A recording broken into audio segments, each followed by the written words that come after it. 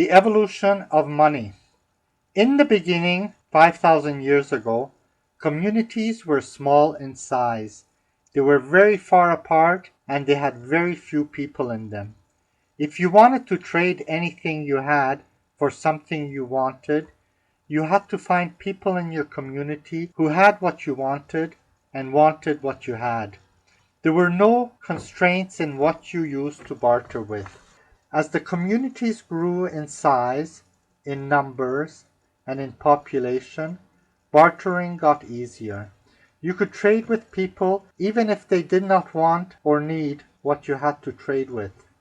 All you had to do was convince them that there were many other people who would eventually want or need what you had, as long as it could be stored without going bad and losing its value, and it could be easily transported to the other communities which could be far away.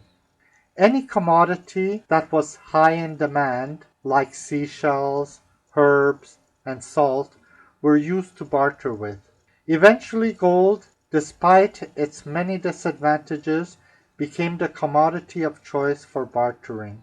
Gold was difficult to divide into very small pieces needed to buy inexpensive items with.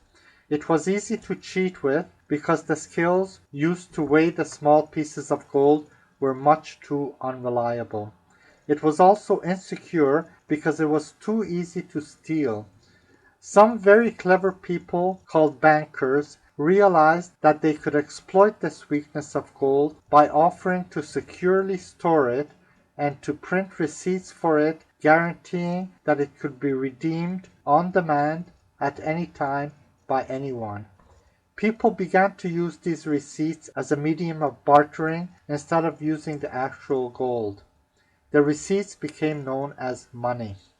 As bankers were very beneficial to society, allowing them to conveniently, easily, securely, and efficiently trade, people developed a trust and respect for them. Bankers abused this trust and exploited this respect by printing receipts for gold that they did not actually have. They evolved from helping society to helping themselves. Some used tally sticks instead of paper receipts to fight against counterfeiting. Sticks were engraved with notches and split in half along their grain to make it impossible to counterfeit. They stored the halves of the split tally sticks and allowed the other halves to be circulated and used as money.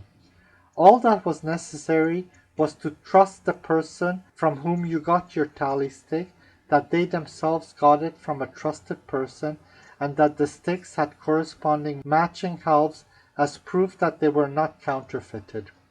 The bankers eventually got so greedy that they stopped storing gold and concentrated on the much more lucrative business of storing and printing receipts based on trust only. They called their new money fiat money and printed as much of it as was needed for trade. Bankers became banksters.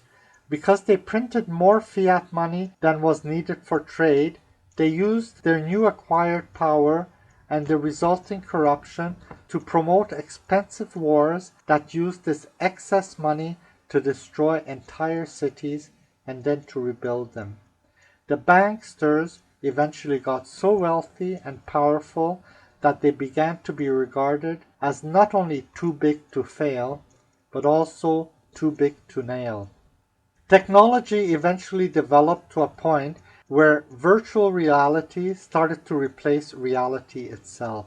The world shrank and once more became like the small communities found 5,000 years ago.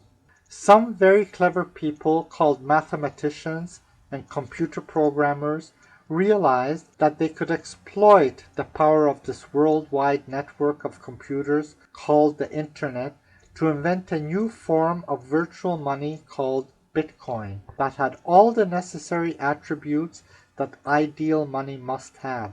It was impossible to counterfeit and was easy to store and transport securely for as long and as far as needed, anywhere, at any time, to anyone.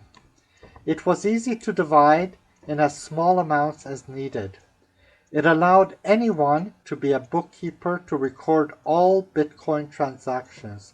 The ledger of all transactions was kept by so many volunteer bookkeepers that it became impossible for any one bookkeeper to falsify it. The amount of Bitcoin issued was defined by a protocol that could not be changed by greedy banksters. For the first time, the control of the people's money was decentralized and freed from the control of the greedy and corrupt banksters. The people were finally able to be their own banks and recaptured the control of bartering that they had at the very beginning 5,000 years ago.